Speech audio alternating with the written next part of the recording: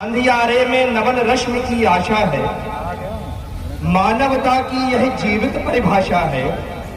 अंधियारे में नवल रश्मि की आशा है, मानवता की यह जीवित परिभाषा है। और स्वार्थ परक दुनिया का मिथ्या जाल नहीं, कविता तो मन के भीतर की भाषा है। कविता तो मन के भीतर की भाषा है। कवि क्या है देखें, कवि क्या है। मंच का विषय ध्यान चाहूंगा। भावों की साकार कल्पना जो नित शब्दों में भरता है, भावों की साकार कल्पना जो नित शब्दों में भरता है। पंत प्रसाद निराला जैसे जीवन के इस अश्वमेघ में आंसू डाल हवन करता है। जो निश में शशि दिन में जलता रवि है, वो शब्दहीन भावों में बहता कवि है। वो शब्दहीन भावों में बहता कवि है, वो शब्दहीन भावों में बहता कवि है। पंक्ति देखें, स्वागत है दादा आपको समर्पित।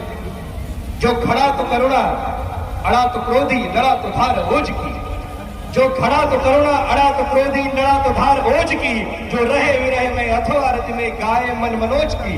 जिसके हंसने पर गीत हंसा करते हैं, जिसके रोने में शेर बसा करते हैं। जो बदसूरत दृश्यों में ढूंढे छवि है, वो शब्दहीन भावों में बहता कवि है। कवि है शब्दहीन भावों में बहता कवि है।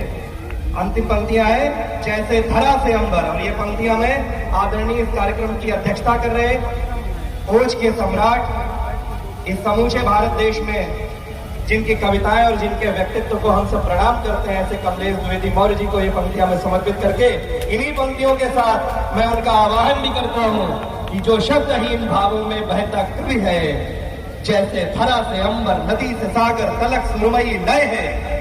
जैसे धरा से अंबर नदी से सागर तलक सुरमई लय है। जैसे भजन में मीरा सृजन में ब्रह्मा हर युग में तन्मय है। जिसके लेखन में शब्द मुखर होते हैं, जिसकी कविता में भाव प्रखर होते हैं। जो करता प्राणातीत साधना हवि है, वो शब्द ही भावों में बहता कवि है। बहुत बहुत धन्यवाद। जब जब जगाया जगने में रुद्र बन के गरजा।